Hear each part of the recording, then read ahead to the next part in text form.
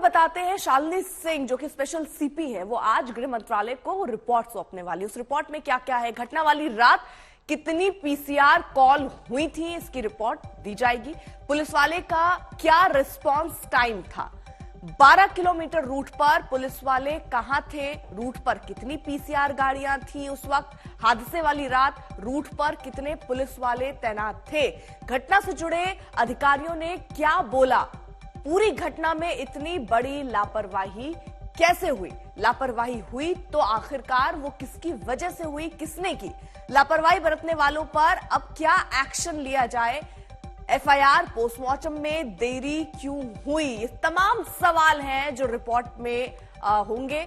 अब सवाल पुलिस पर क्या उठ रहे हैं, 12 किलोमीटर तक आरोपी घसीटते रहे, पुलिस कहां थी जब ये आप दावा करते हैं कि नए साल के मौके पर आपने भारी तैनाती की है, न्यू ईयर पर सख्ती है, फिर भी भनक तक नहीं लगती है। चश्मदीद के कॉल के बाद भी पुलिस क्यों नहीं जागी है, क्योंकि दावे बहुत सारे हैं कि 2:18 पर ही पीसीआर को पहली कॉल कर दी गई थी। ये सारे दावे, ये सारे आरोप लोग लगा रहे हैं, लेकिन कितनी सच्चाई रिपोर्ट से खुलासा होगा। पोस्टमार्टम रिपोर्ट अंजलि को की दोस्त की जानकारी जुटाने में भी आखिरकार इतनी देरी क्यों हुई, क्राइम सीन को पुलिस ने क्यों नहीं बैरिकेड किया है, एफआईआर दर्ज करने और पोस्टमार्टम में इतनी देरी क्यों हुई, ये सारे सवाल दिल्ली पुलिस पर उठते हुए एफआईआर में पहले हल्की धाराएं क्यों लगाई गई, बाद में वो धाराएं बदल गई, क्या किसी दबाव में थी दिल्ली पुलिस, ये भी दिल्ली पुलिस से सवाल पूछे जा रहे हैं। दिल्ली पुलिस जवाब देने से आखिरकार बच क्यों रही है कि 2 मिनट की करीबन प्रेस कॉन्फ्रेंस करके कोई सवाल जवाब भी पुलिस ने कल नहीं लिया, जिस पर भी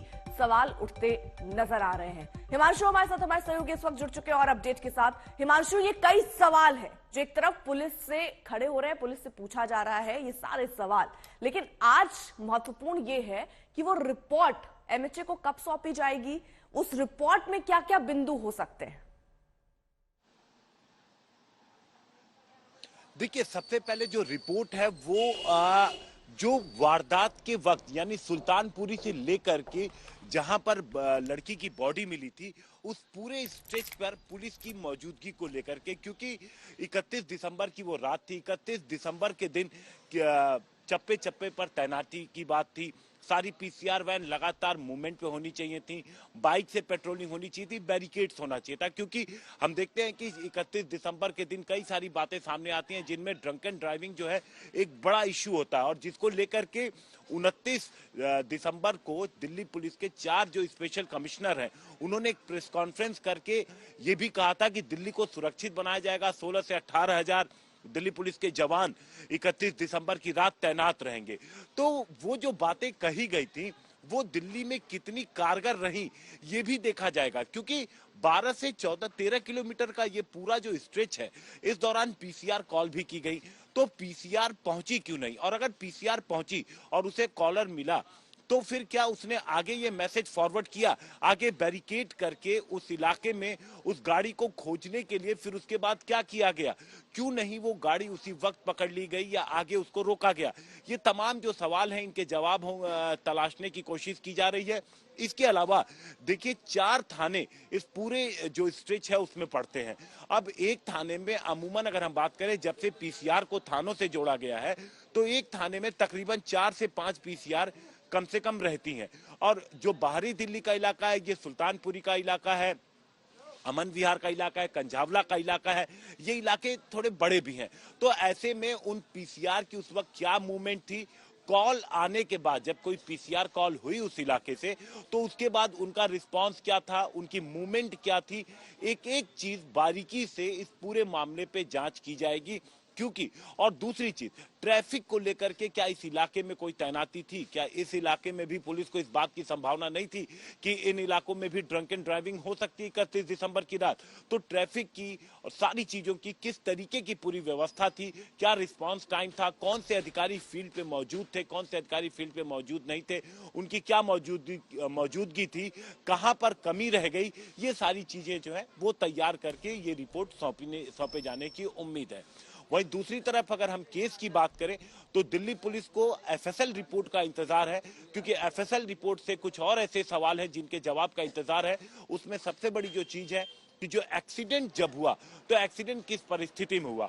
हालांकि एक आई विटनेस अब पुलिस के पास है, उस आई विटनेस के आधार पर पुलिस उस पूरे मामले की स्केच बनाएगी और उस जगह पर जाकर के उस चीज को रिक्रिएट भी करेगी कि किस तरीके से ये एक्सीडेंट हुआ और कैसे अंजलि गाड़ी के नीचे फंसी और उसके बाद उसको ड्रैग करते हुए इतनी दूर तक आरोपी निकल गए। पोस्टमार्टम रिपोर्ट में आखिरकार क्या क्या बातें कही गई हैं, किसकी वजह से उसकी मौत हुई। अब देखिए, ये हम आपको बता रहे हैं पोस्टमार्टम रिपोर्ट में आखिरकार क्या क्या है। सिर में बेहद गंभीर चोटें लगी, रीढ़ की हड्डी में चोट है, दाएं पैर में चोट है, बताया जा रहा है वहीं से वो गाड़ी में फंसी उसी पैर से। बाएं पैर में भी चोट के निशान दिख रहे हैं। तो ये पोस्टमार्टम रिपोर्ट की जानकारी हम आपको दे रहे हैं। 1.5 घंटे करीब ये पोस्टमार्टम चला। अब आपको पता है एफएसएल रिपोर्ट जिसका आज इंतजार है वो क्यों जरूरी है, कार में खून के धब्बे थे या नहीं थे, वो लोग नशे में थे या नहीं थे, ये एफएसएल रिपोर्ट से आज पता चलेगा। और ये टक्कर स्कूटी और कार की कैसे हुई, क्योंकि जो दोस्त है वो बता रही आमने सामने की टक्कर थी। स्कूटी पर खून के धब्बे की जानकारी भी आज एफएसएल रिपोर्ट जो आनी है उससे पता चलेगा। वारदात का पूरा दायरा, क्या नशे में थे, गाड़ी से क्या बरामद हुआ, किस तरीके से ये एक्सीडेंट हुआ, ये सब कुछ एफएसएल रिपोर्ट में होगा। और इसीलिए इंतजार इस एफएसएल रिपोर्ट की है कि आखिरकार इसके बाद क्या खुलासा होता है। लेकिन पोस्टमार्टम रिपोर्ट से जो एक बड़ी बात सामने आई है उसमें यह कि रेप या बलात्कार जैसी कोई चीज नहीं हुई, इसको एक हादसे के तौर पर ही बताया जा रहा है। अब एफआईआर का अधूरा सच क्या, हादसे के वक्त बताया जा रहा दीपक कार चला रहा था, मनोज आगे था, मिथुन अमित पीछे बैठे हुए थे। यह जानकारी एफआईआर में कही गई है। कृष्ण विहार के शनि बाजार रोड पर बताया गया इस एफआईआर में कि यह हादसा हुआ है। स्कूटी सवार एक लड़की का एक्सीडेंट हुआ था, यह भी जानकारी इस एफआईआर में दी गई है। हादसे के बाद स्कूटी सवार लड़की गिर गई थी, ये भी जानकारी इस एफआईआर में दी गई है। लेकिन बहुत सारी ऐसी चीजें हैं जो एफआईआर में नहीं थी, बाद में ऐड की गई, धाराएं भी बाद में बदली गई। इस वक्त हम मौजूद हैं सुल्तानपुरी थाने से तकरीबन 2 किलोमीटर दूर किशनगढ़ इलाके में, जहां पर हम मौजूद है। यहीं पर चौथी मंजिल पर, इसी मकान के चौथी मंजिल पर मनोज मित्तल का मकान है। जो जानकारी हमें मिली है, पिछले 4 से 5 साल से मनोज मित्तल यहां पर रहने आए थे। हालांकि कोई अभी ज्यादा बात नहीं कर रहा, लेकिन मनोज मित्तल वो शख्स है जो ड्राइवर की बगल वाली सीट पर बैठा हुआ था और उसके बाद जब एक्सीडेंट हुआ तब भी वो वहीं था। और उसके बाद ये सवाल उठने शुरू हुए कि आखिर मनोज मित्तल जो कि ड्राइवर की बगल की सीट पर बैठा था, उसे कैसे इस बात का अंदाजा नहीं हुआ कि गाड़ी के नीचे एक लड़की फंसी हुई है। गाड़ी दीपक खन्ना चला रहा था और दीपक खन्ना के बगल में मनोज मित्तल बैठा हुआ था। इस मकान में पिछले 4 से 5 साल से वो रहता है। पुलिस की टीम यहां पर पहुंची थी और पुलिस ने मनोज मित्तल को गिरफ्तार कर लिया है। आगे की कार्रवाई जारी है। फिलहाल मनोज मित्तल और उसके 4 साथी दिल्ली पुलिस की गिरफ्त में है, जिन्हें कोर्ट में पेश किया जाना है। कैमरामैन राजा कुमार के साथ हिमांशु मिश्रा, दिल्ली आज तक। इस वक्त हम कृष्णा विहार में मौजूद हैं और ये घर जो आप देख रहे हैं जो बाहर से बंद है, यही मनोज मित्तल का घर है। मनोज मित्तल पे आरोप है कि वो ड्राइवर की बगल वाली सीट पर बैठा था। यहाँ पर पिछले 4-5 साल से मनोज मित्तल रहते हैं, अपनी पत्नी के साथ रहते हैं। और इस वक्त जब मनोज मित्तल को जब से पुलिस पकड़ी है तब से इस घर पे ताला बंद है। उनके पड़ोसी हमारे साथ मौजूद हैं। आपका नाम क्या? अमन नाम है मेरा। पवन जी, आप यहीं पे रहते हैं? कब? हाँ, यहीं पे रहता हूँ, मुझे 5 साल हो गए। और इनको, मनोज मित्तल जी को?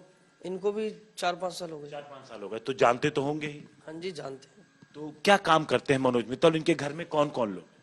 सर, इनसे ज्यादा मुलाकात तो होती नहीं थी। वैसे हमें इतना पता है कि इनका राशन का काम था, राशन की दुकान है। और कौन कौन है इनके घर? इनकी वाइफ थी और ये थे बस। और कोई पेरेंट्स या कोई बच्चा? और कोई नहीं है। और कोई नहीं। नहीं। तो आपको कब पता लगा कि मनोज मित्तल इस तरीके से उस गाड़ी में मौजूद थे? हमें तो इसके बारे में कुछ पता नहीं था। अचानक से न्यूज आई तो घर वालों ने फोन करके बताया कि ऐसी ऐसी बात है। हमें तो यकीन भी नहीं हो रहा था कि ऐसे कैसे हो सकता है। कैसे आदमी थे मनोज मित्तल? मिलनसार बातचीत? वैसे तो ज्यादा मुलाकात होती नहीं थी। यहाँ पर सारे फ्लोर हैं अलग अलग, तो सब अपने फ्लोरों में रहते हैं और अब सबके दरवाजे बंद रहते हैं। हम तो सुबह अपने काम पे चले जाते हैं, शाम को आते हैं। कभी जीने में आते जाते मुलाकात होती थी तो राम राम करते थे और अपने काम पे चले जाते थे। वैसे कोई ज्यादा मुलाकात नहीं होती थी। कोई ज्यादा मुलाकात? वैसे बातचीत में कैसे थे? राम राम? बढ़िया थे? हाँ, बातचीत में ठीक थे। कभी मिलते थे तो राम राम करके चले जाते थे, उससे ज्यादा कोई बात, मुलाकात नहीं, उससे ज्यादा कोई बात नहीं होती। उससे ज्यादा कोई बातचीत नहीं थी। पुलिस आई थी? पुलिस नहीं आई अभी तक। पुलिस नहीं आई यहाँ पे। तो ये घर है, ज्यादा लोगों से बातचीत नहीं थी। जो उनके पड़ोसी हैं उनका कहना है कि राम राम हो जाती थी। घर में भी कोई खास लोग नहीं थे, वो और उनकी पत्नी ही यहाँ पर थी, राशन का काम करते थे, ऐसा आसपास के लोगों का कहना है। लेकिन मनोज मित्तल की गिरफ्तारी के बाद उनकी पत्नी यहाँ से चली गई है और घर लॉक है। कैमरामैन राजा कुमार के साथ हिमांशु मिश्रा, दिल्ली आज तक। दिल्ली के कंझावला कांड में अहम दिन है। आज 5 आरोपियों की रिमांड खत्म हो रही है। दिल्ली पुलिस सभी आरोपियों को कोर्ट में पेश करेगी। इसके अलावा पुलिस को फॉरेंसिक रिपोर्ट भी आज मिल सकती है। स्पेशल कमिश्नर शालिनी आज गृह मंत्रालय को रिपोर्ट सौंप सकती हैं। कंझावला कांड पर गृह मंत्रालय ने रिपोर्ट तलब की थी और आज रिपोर्ट सौंपी जा सकती है। तो ये बड़ा अपडेट इस मामले में आपको दे दें। आज पुलिस को एफएसएल रिपोर्ट मिल सकती है और डिटेल रिपोर्ट तैयार कर गृह मंत्रालय को आज रिपोर्ट सौंपी जा सकती है। आज एमएचए को भी रिपोर्ट सौंप सकती है पुलिस।